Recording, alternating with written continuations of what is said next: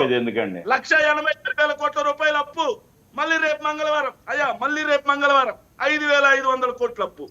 వెరసి 1,92,000 కోట్ల రూపాయల అప్పు 13 నెలల్లో. ఇది ఓల్డ్ రికార్డ్. ఇది ఓకే ఓకే సార్, ఇది ఆ రికార్డ్ ఈ రికార్డ్ కాదు sir, all time old record. Okay okay okay Shekhar మాట్లాడితే కానీ మళ్ళీ రౌండ్ వస్తుంది కదా. నాగేంద్ర గారు ఏంటి చెప్తున్నారు సార్? అసలు అసెంబ్లీకి రానోళ్లకు ఈ అసెంబ్లీకి రాని క్రాస్ టాక్ వద్దు శేఖర్ మీరు మాట్లాడుతున్నప్పుడు క్రాస్ టాక్ చేయలేదు, ఎవరో మాట్లాడద్దు. సరే మీరు చాలా మాట్లాడారు, ఆయన ఏం మాట్లాడలేదు కదా, వెయిట్ చేయండి, మీరు టర్న్ వచ్చిన మళ్ళీ మాట్లాడండి. మీరు వర్మ గారు నాకు 2 నిమిషాలు తక్కువ మాట్లాడండి మీరు మాట్లాడండి. ఆయన మాట్లాడిన మాట చెప్తుంది, నేను ఒక్క నిమిషం కూడా ఈల్డింగ్ అలా. అసెంబ్లీ రాని వాళ్ళకు ఈ మంగళవారం మాట్లాడేందుకు అని అడుగుతుంది. రెండోది, ఫస్ట్ స్టార్ట్ చెప్పింది ఏంటి? రైతు నేను రాలేదు శేఖర్ రెడ్డి గారు, వినండి, నేను రాసుకున్నానండి మీ పాయింట్లన్నీ. రైతు భరోసా ఆయన రిజర్వేషన్లు 5 లక్షల మంది ఎందుకు తగ్గించారంటే ఆ కర్మే. ఎందుకు తగ్గించారంటే వినండి సార్, విత్ ప్రూఫ్ తో చెప్తాను.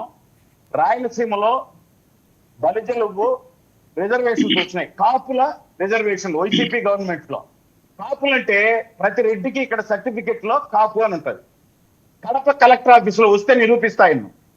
మొదటి 2,000 మంది రెడ్లే పోయి తీసుకున్నారు, ఒక్క కాపు సామాజిక వర్గం కూడా పోయి తీసుకోవాలి.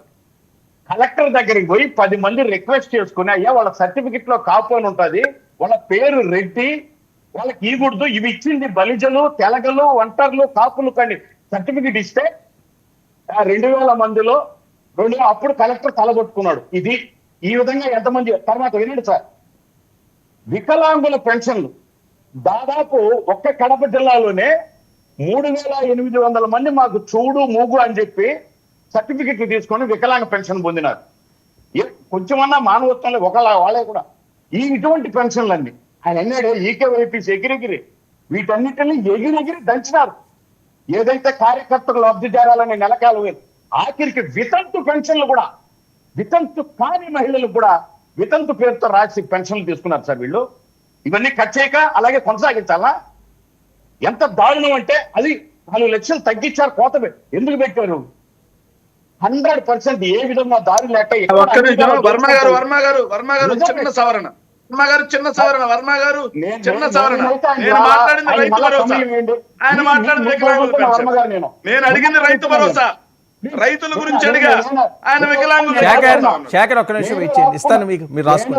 రైతు భరోసా గురించి మాట్లాడమనండి, రైతు భరోసా గురించి మాట్లాడండి. నేను అడిగింది మీకు బాధ్యత ఉంది కదా సార్ వర్మ గారు. నువ్వు పెద్ద నీతి నిజాయితీ అన్నావు కదా, మీ టైంలో మాట్లాడండి, మీ టైంలో రాసుకోండి. వర్మ గారు రైతు భరోసా సమాధానం చెప్పండి. నాగేంద్ర గారు పాయింట్లోకి రండి. రైతు భరోసా గురించి నేను అడిగా, దానికి సమాధానం చెప్పండి. ఎంతసేపు మాట్లాడమని వింటాను. ఆయన మాట్లాడే సూర్యుడు కావాలేడా? శేఖర్ నేను మాట్లాడుతాను, శేఖర్ క్రాస్ టాక్ వద్దు. సమాధానం చెప్పమన్నాడు సార్. ఇరిగేషన్ ప్రాజెక్ట్ కంట మాకు అడిగే హక్కు లేదంట ఎన్డీఏ. అసలు ఇరిగేషన్ ప్రాజెక్ట్ అంటే ఏంది, కాపర్ డ్యామ్ అంటే ఏంది, టీఎంసీలు అంటే ఏంది, మేము ఎందుకు తెలుసుకోవాలన్నటువంటి మంత్రులు ఇది ఇద్దరు 21 5 ఈ మాదిరి గడిపి ఇద్దరిని, ఒక ఆయన జగన్మోహన్ రెడ్డి తల్లి ధర్మేశాడు, ఏం పిలిచి పో బయటికి, ఇంకొక ఆయన వస్తే ఆయన ఇంతలోరు వాళ్ళు మాట్లాడినారంట ఇరిగేషన్ మిల్. ప్రపంచం పక్కున సిగ్గుతో నవ్వుతాడు సార్ ఈ ఇరిగేషన్ మిల్స్ల గురించి మాట్లాడితే. తర్వాత ఆయన మాట్లాడాడు కల్పిత నాయకుడు అంట. మా నాయకుడిని కల్పిత, నేను 2 పాయింట్ సార్ ప్లీజ్. కల్పిత నాయకుడు ఎవరండి ఈ రాష్ట్రంలో? నవ్వు కల్పితం, నవ్వు కల్తీ, తర్వాత మద్యం కల్తీ, విత్తనాలు కల్తీ, వైద్యం కల్తీ, మొత్తం కల్తీ చేసిన పరిపాలించిన ఏకైక కల్తీ నాయకుడు జగన్మోహన్ రెడ్డి గత 5 సంవత్సరాలు. కల్తీ నాయకుడు, కల్పిత నాయకుడు కాదు, కల్తీ నాయకుడు సార్ మీ వాళ్ళు. మొత్తం నిలువెల్ల నడినెత్తు నుంచి అరికాల వరకు కల్తీ. సనాతన ధర్మం మళ్ళీ చెప్తున్నావు, సనాతన ధర్మం. మరి నిన్నెందుకు 1/2 కేజీ కుంకుమ బొట్టు పెట్టుకొని వచ్చినాడు? గమ్ముకుని ఆయన ఎందుకు వచ్చినాడు? నవ్వుకుంటా ఇంత బొట్టు పెట్టుకొని వచ్చినాడే అంటే ఇప్పుడు ఈ సనాతనం వెళ్ళిపోతుందని వచ్చినాడా? తర్వాత లాస్ట్ గాలికి వదిలేసినారంట పిఠాపురంలో. నేను శేఖర్ రెడ్డి సోదరుడికి ఆయన తీసుకొచ్చి నేను వస్తా, ఒక ఛాలెంజ్, ఒకటే ఛాలెంజ్ చేసినాడు. పులివెందులలో ముఖ్యమంత్రిగా జగన్మోహన్ రెడ్డి ఏం చేస్తున్నాడో 5 ఏళ్ళది ఆయన తీసుకురమ్మను. ఈ 1 సంవత్సరం 4 నెలలలో పిఠాపురంకు ఉప ముఖ్యమంత్రిగా మా నాయకుడు ఏం చేశాడో నేను తెలుసుకొస్తాను. కానీ అతను రమ్మని చెప్పు. అసలు ఇప్పుడు చెప్పు, 1.5 సంవత్సరం అయింది. పులివెందులకు ఆయన పోయి ముడుపుల పాలకి పోయి మొక్కడానికి తప్ప గౌరవం ఏడుస్తున్నారు సార్ ప్రజలాడ.